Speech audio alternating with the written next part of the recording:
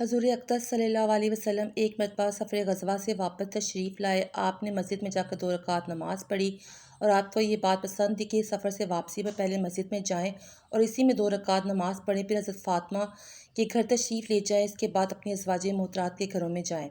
चनाचे एक मरतबा सफ़र से वापस तशरीफ़ लाए और अपनी अज़वाजे मोहतरात के घरों से पहले हज़रत फ़ातिमा रज़ियल्लाहु तआला अन्हा के घर तशरीफ़ ले गए।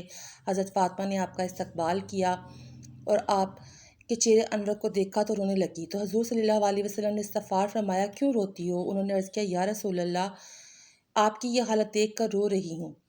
आपका रंग मुबारक सफ़र की मशक्क़त की वजह से बदल चुका है और आपके कपड़े भी पुराने हो गए हैं।